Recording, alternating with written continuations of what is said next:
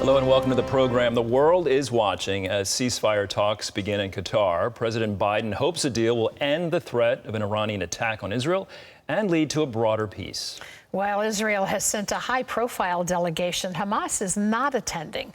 The terror group still refuses to consider surrender, calling it unthinkable.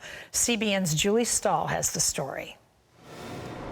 As Israel continues under threat of an attack from Iran, ceasefire talks begin in Qatar today without a Hamas representative. The U.S. and Europe are pressing hard for a ceasefire deal to end the Gaza war, free hostages, and possibly stop an Iranian attack. All eyes and the hopes of millions in Israel and millions in Gaza are pinned on this Thursday on the possible talks about a deal. President Biden is banking on a ceasefire deal he believes could bring the region back from the brink of war.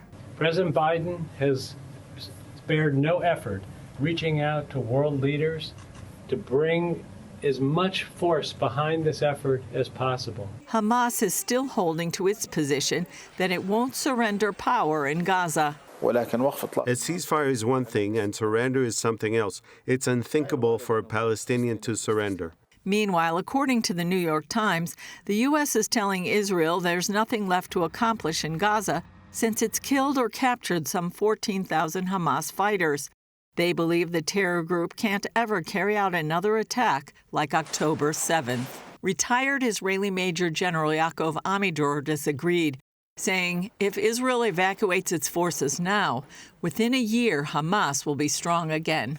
The IDF's top general says its forces in Gaza are still needed to pressure Hamas to surrender the hostages. Hamas should know that every day they hold our hostages, it will be more bitter for them than the day before. We will make it worse until we manage to return the hostages. In northern Israel, Iranian proxy Hezbollah continues to launch projectiles at the Jewish state. Iran itself came under a large-scale cyber attack, shutting down the country's ATM machines and causing major disruptions in financial institutions. Anti-regime activists reportedly hung signs blaming the regime's financing of regional wars for the shutdown. Back in the U.S., Columbia University's president resigned after months of turmoil over her handling of pro-Palestinian protests and threats to Jewish students on campus. Julie Stahl, CBN News, Jerusalem. Well, even with U.S. and European nations determined to get a deal done, you can understand the cynicism of many if Hamas is not even at the table, especially if they equate a ceasefire to surrender. A lot of hostages still being held, and you heard that Hamas officials say it's unthinkable.